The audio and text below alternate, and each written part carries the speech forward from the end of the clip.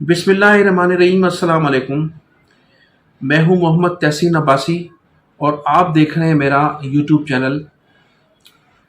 ناظرین، آج کے ولاگ میں سب سے پہلے ذکر کروں گا صدر مملکت آصف علی زرداری، جنہوں نے 24 جون کو سکھر میں ایک اہم اجلاس منعقد کیا، جن کی صدارت میں اجلاس منعقد ہوا تھا، اور اس اجلاس میں چند صوبائی وزراء بھی شامل تھے، وفاقی وزیر داخلہ بھی شامل تھے، ڈی جی رینجرز بھی اس موقع پر موجود تھے۔ تو اس اجلاس کی اندرونی کہانی کچھ جو سامنے آئی ہے، اور اس سے قبل اس اجلاس کے متعلق جو قیاس آرائیاں کی جا رہی تھی، اس میں بڑا زمین آسمان کا فرق ہے۔ یہ کہا جا رہا تھا کہ آصف علی زرداری اس اجلاس میں نہ صرف تمام پولیس افسران کو، انتظامیہ کو شٹ اپ کال دیں گے، بلکہ تمام ان وڈیروں کو، ان زمینداروں کو، ان اراکین اسمبلی کو بھی اس اجلاس میں مدعو کیا جائے گا جو ان 6 اضلاع میں اپنا اثر رسوخ رکھتے ہیں، اور جن سے کہا جائے گا کہ وہ ان اضلاع میں امن و امان برقرار رکھنے میں انتظامیہ سے تعاون کریں۔ لیکن ایسا بالکل نہیں ہوا، بلکہ ہوا یہ کہ آصف علی زرداری صاحب نے رسمی طور پر ایک اجلاس منعقد کیا، اور اس اجلاس میں آئی جی سندھ نے بریفنگ دی، وزیر اعلیٰ سندھ صاحب نے بھی بریفنگ دی۔ لیکن افسوس کی بات یہ ہے کہ جو بریفنگ آئی جی سندھ نے جسٹس عقیل عباسی صاحب کو دی تھی، اور ان کو بتایا تھا کہ ان اضلاع میں ان لوگوں کو گرفتار کر لیا جائے تو ڈاکو راج ختم ہو سکتا ہے، لیکن آصف علی زرداری کے سامنے آئی جی سندھ نے اس قسم کی کوئی بات نہیں کی، کسی کو جو مورد الزام نہیں ٹھہرایا، بلکہ وہ ایک روایتی طور پر انہیں بریفنگ دیتے رہے۔ آصف علی زرداری صاحب نے تو ضرور کہا کہ 15 دن کے اندر اندر مجھے ان اضلاع میں جو ہے وہ امن و امان برقرار کرنے میں 15 دن کا ان کو موقع دیا۔ ان کو کہا کہ 15 دن کے اندر اندر حالات بہتری کی طرف آ جانے چاہیے۔ لیکن وہ جو حقائق پیش کیے تھے آئی جی سندھ نے جسٹس عقیل عباسی صاحب کے سامنے، اور وہ جو نام دیے تھے کہ اگر ان لوگوں کو گرفتار کر لیا جائے تو یہاں ہم ڈاکوؤں تک بآسانی پہنچنے میں کامیاب ہو سکیں گے، بصورت دیگر ہمارا کوئی بھی آپریشن، ہمارا کوئی بھی اٹیک جو ہے وہ کامیاب نہیں ہو سکے گا۔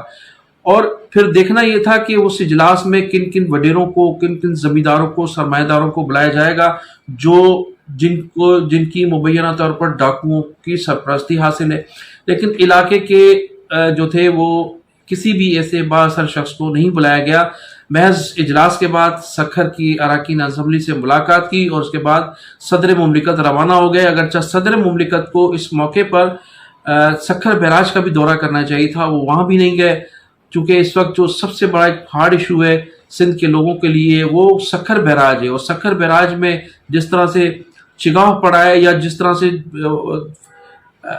گیٹ نمبر 47 ٹوٹ کر بہہ گیا ہے، تو لاہمالہ دوسرے گیٹوں کی بھی یہی صورتحال ہوگی تھی۔ صدر مملکت کو وہاں بھی جانا چاہیے تھا، لیکن ایسا نہیں ہو سکا۔ اور پھر یہ بھی کہا جا رہا تھا کہ 4 جون کو سکھر میں ہونے والے اجلاس کے بعد ممکن ہے کہ وزیر اعلیٰ سندھ کی تبدیلی کا بھی کوئی فیصلہ ہو۔ ایسا بھی نہیں ہوا، بلکہ جو لوگ امیدوار تھے وزارت اعلیٰ کے ماضی میں، ان لوگوں نے تو نہ صرف وزیر اعلیٰ سندھ مراد علی شاہ صاحب کی حمایت کی، بلکہ وہ ان کے ساتھ بڑے خوش بھی نظر آئے۔ تو تبدیلی کے کوئی ایسے اثرات دیکھے نہیں گئے، جس کے لیے عموماً کہا جا رہا تھا کہ 24 جون کے بعد، جو 24 جون کو جو اجلاس ہوگا اس میں مبینہ طور پر یہ فیصلہ کر لیا جائے گا کہ اب سندھ کا وزیر اعلیٰ کون ہوگا۔ لیکن ایسا کہیں نظر نہیں آیا، بلکہ ایک روایتی سا اجلاس تھا، اور اس میں امن و امان کے حوالے سے گفتگو کی گئی۔ آئی جی سندھ کو بھی کچھ بریفنگ صدر مملکت نے بریف کیا کہ کس طرح سے ان ڈاکوؤں سے ہمیں نمٹنا ہے، اور پھر مراد علی شاہ صاحب کو بھی کہا گیا کہ آپ جو ہے اپنا انداز تبدیل کریں، اور جس طرح سے جسٹس عقیل عباسی صاحب کو بریفنگ دی گئی ہے بالکل اس پر عمل نہیں ہونا چاہیے، کیونکہ جن لوگوں کے نام آئی جی سندھ نے جسٹس عقیل عباسی صاحب کو دیے تھے، وہ تمام کے تمام ان کا تعلق پاکستان پیپلز پارٹی سے ہے، اور پاکستان پیپلز پارٹی ہے، اور کچھ لوگ پاکستان پیپلز پارٹی کے حمایت یافتہ لوگ ہیں۔ ناظرین، اب میں ذکر کروں گا کراچی۔ اس وقت کراچی شہر جو ہے وہ کے الیکٹرک کے خلاف سراپا احتجاج بنا ہوا ہے۔ گزشتہ 3 روز سے کراچی کے شہری مختلف علاقوں میں احتجاج پر بیٹھے ہیں اور بعض شرپسندوں نے یا جوشیلے نوجوانوں نے کے الیکٹرک کے آفس میں گھس کر مختلف علاقوں میں کے الیکٹرک کے جو دفاتر ہیں ان میں گھس کر توڑ پھوڑ بھی کی ہے، لیکن حکومت کی جانب سے ابھی تک ان احتجاج کرنے والے لوگوں سے نہ تو کسی نے ملاقات کی ہے اور نہ ہی انہیں کوئی کسی قسم کی یقین دہانی کرائی گئی ہے۔ یہی وجہ ہے کہ آج تیسرا روز ہے اور تیسرے روز بھی پورا شہر کے الیکٹرک کے خلاف سراپا احتجاج بنا ہوا ہے۔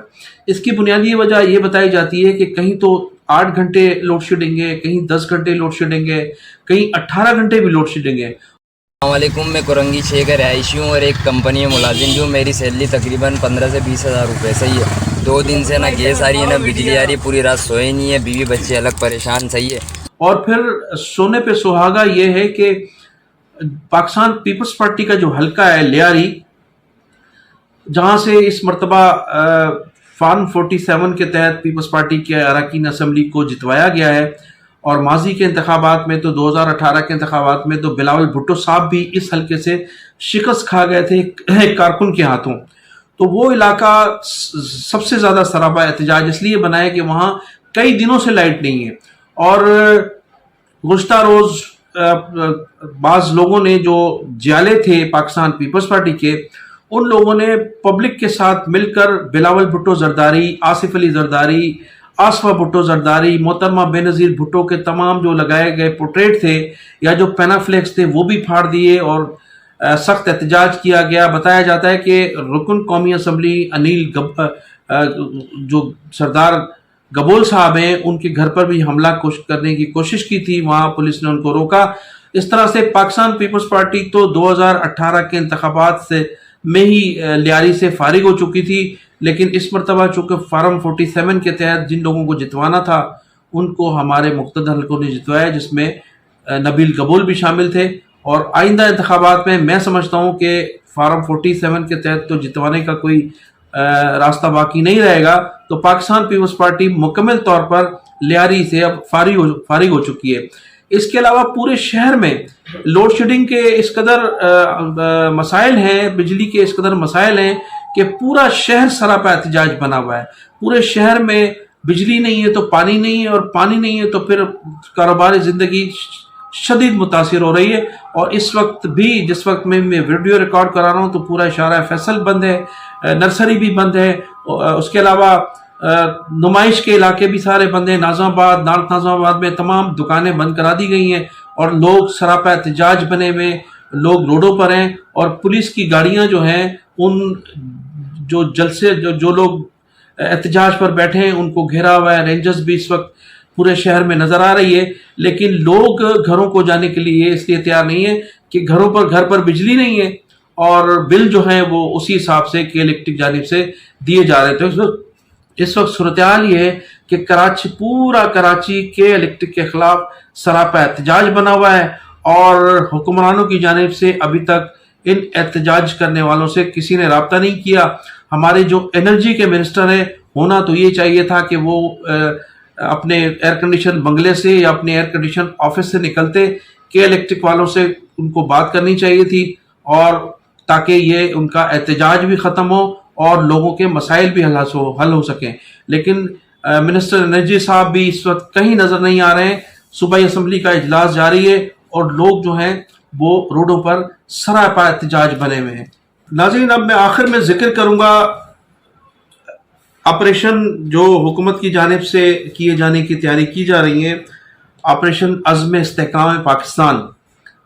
تو ماضی میں بھی پاکستان میں مختلف ادوار میں آپریشنز ہوتے رہے ہیں، اور اس مرتبہ بھی اس حکومت نے آپریشن کا فیصلہ کیا ہے، کیونکہ کئی دنوں سے خیبر پختونخوا کے علاقے میں ہمارے لوگ شہید کیے جا چکے ہیں، اور روزانہ کی بنیاد پر 3 سے 4 لوگ شہید ہو رہے ہیں۔ تو حکومت نے فیصلہ کیا ہے کہ فوری طور پر آپریشن کیا جائے ان علاقوں میں۔ اب آپریشن کا نام دیا گیا ہے عزم استحکام پاکستان۔ تو اس آپریشن کے متعلق سب سے پہلے تو بانی متحدہ الطاف حسین صاحب نے اس آپریشن کی مخالفت کی ہے۔ ان کا یہ کہنا ہے کہ یہ آپریشن استحکام عزم پاکستان کے لیے نہیں بلکہ پختونوں کے خلاف کیا جا رہا ہے، تحریک انصاف کے خلاف کیا جا رہا ہے اور ان کو کچلنے کی کوشش کی جا رہی ہے. یہ کہنا تھا بانی متحدہ الطاف حسین صاحب کا. انہوں نے ایک ٹک ٹاک کے ذریعے جو گزشتہ دنوں اپنے کارکنوں سے خطاب کیا اس میں ان کا یہ کہنا تھا. پھر مولانا فضل الرحمان صاحب نے بھی اس آپریشن کی سخت مخالفت کی ہے. وہ بھی ان کا کہنا ہے کہ کس قسم کا آپریشن ہے, ماضی میں بھی آپریشن ہوتے رہے اور کوئی اچھے نتائج نہیں نکلے تھے ماضی میں بھی. محمود خان اچکزئی نے بھی گزشتہ روز یہ فرمایا, لیکن آج عمران خان صاحب نے بھی اس آپریشن کی سخت مخالفت کی. انہوں نے کہا کہ دہشت گردی کے خلاف تحریک انصاف نے ہمیشہ بڑھ چڑھ کر حصہ لیا ہے. دہشت گردوں کے خلاف ہم نے ہمیشہ اپنا کردار ادا کیا ہے. خیبر پختونخوا میں دہشت گردوں کو ہمیشہ ہم نے مار بھگایا ہے, لیکن ہم اس آپریشن کی حمایت نہیں کریں گے جو بظاہر ایسا محسوس ہوتا ہے کہ وہ آپریشن تحریک انصاف کے خلاف کیا جا رہا ہے اور تحریک انصاف کے کارکنان کے خلاف کیا جا رہا ہے. تو ماضی میں ناظرین ایسا ہوتا رہا ہے. 1997 میں جب ایک آپریشن شروع کیا گیا تھا سندھ میں, تو کہا یہ جاتا تھا کہ سندھ میں ان 72 مچھلیوں کو پکڑا جائے گا جو جن کا پیسے والے تھے, جو بڑے نام تھے, ان کے نام باقاعدہ شائع بھی کیے گئے تھے کہ ان 72 مچھلیوں کو پکڑا جائے گا تاکہ ان سے لوٹی دولت بھی واپس لی جائے اور ان کا جو پیسہ دہشت گردی میں استعمال ہوتا ہے ان سے پیسہ بھی واپس لیا جائے گا. لیکن 1997 میں وہ آپریشن ایسا نہیں ہوا جیسا کہ ظاہر کیا جا رہا تھا, اور وہ ٹوٹل آپریشن جو تھا وہ متحدہ قومی موومنٹ کے خلاف تھا. اور اس آپریشن میں نہ صرف متحدہ قومی موومنٹ کے ہزاروں کارکنان شہید کیے گئے تھے, بلکہ اس دنوں میں بھی سینکڑوں کارکن کو گرفتار کیا گیا تھا جو آج بھی مسنگ پرسنز کہلاتے ہیں. تو آپریشن کا اس وقت رخ یہ تھا کہ ہم 72 لوگوں کو گرفتار کریں گے, 72 مچھلیوں کو گرفتار کر کے ملک کی دولت ان سے واپس لی جائے گی.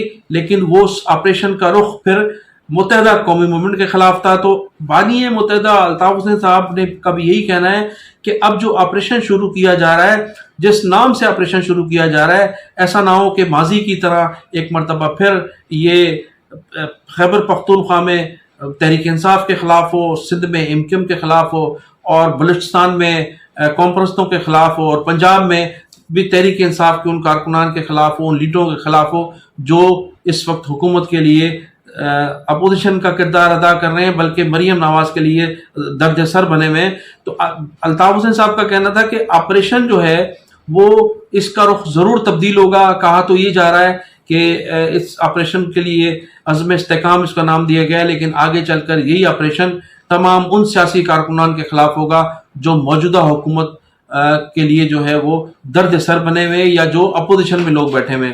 تو ناظرین وقت آنے پر فیصلہ ہوگا کہ یہ آپریشن کس قسم کا کیا جا رہا ہے. ناظرین میں انہی الفاظ کے ساتھ آپ سے اجازت چاہوں گا. آپ میرے چینل کو سبسکرائب بھی کیجیے گا, کمنٹ سیکشن میں جا کر اپنی قیمتی رائے کا اظہار ضرور کیجیے گا. پاکستان زندہ باد.